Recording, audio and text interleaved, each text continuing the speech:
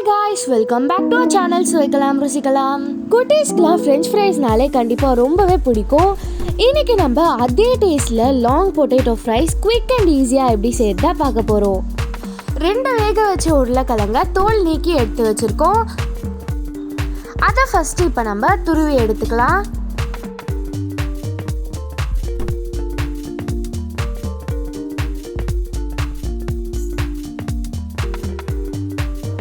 இப்போ இது கூட 2 கியூப் சீஸை துருவி சேர்த்துக்கலாம். இது ஆப்ஷனல் தான், உங்களுக்கு வேணான்னா ஸ்கிப் பண்ணிக்கலாம்.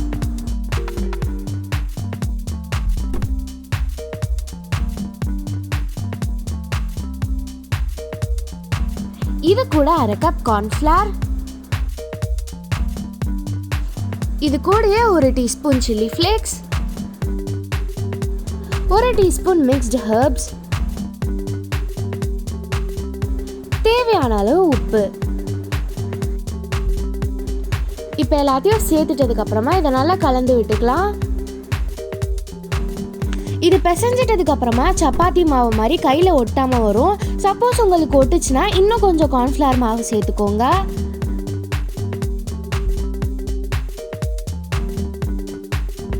பிசைஞ்சாச்சு. இப்போ பாருங்க, இதை மாதிரி தான் கையில் ஒட்டாம இருக்கணும்.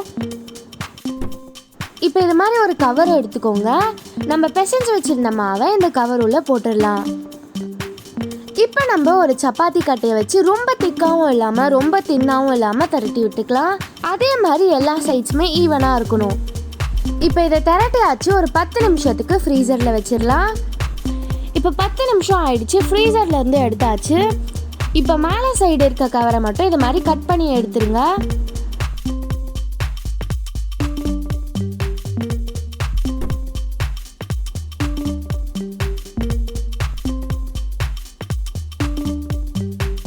இதை இப்போ நம்ம லாங் ஃப்ரெஞ்ச் ஃப்ரைஸ் மாதிரி கட் பண்ணிடலாம். ரொம்ப தின்னாகவும் இல்லாமல் ரொம்ப திக்காகவும் இல்லாமல் இதை மாதிரி ஸ்லைசஸாக கட் பண்ணி எடுத்துக்கோங்க.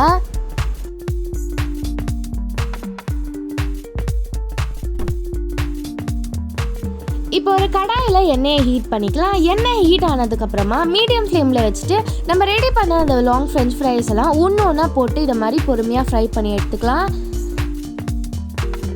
நம்ம உருளைக்கிழங்குலாம் ஆல்ரெடி வேக வச்சு தான் எடுத்துருக்கோம். அதனால் எதுவும் வேகணுன்ற அவசியம் கிடையாது. லைட்டாக இதோட கலர் கோல்டன் ப்ரௌனுக்கு மாறினதுக்கப்புறமா எடுத்துருங்க. இப்போ பார்த்தீங்கன்னா தெரியும், லைட்டாக கலர் சேஞ்ச் ஆகிருக்கு. இப்போ நம்ம இதை எடுத்துடலாம். அவ்வளோதான், குட்டீஸ்க்கெலாம் ரொம்பவே பிடிச்ச லாங் பொட்டேட்டோ ஃப்ரைஸ் ரெடி ஆகிடுச்சு. இதை நீங்கள் மயோனீஸோட இல்லைனா கெச்சப்போட கூட சர்வ் பண்ணலாம். இல்லைனா இதை மாதிரி மயோனீஸையும் கெச்சப்பையும் மிக்ஸ் பண்ணி கூட சர்வ் பண்ணலாம். செம்மையாக இருக்கும்.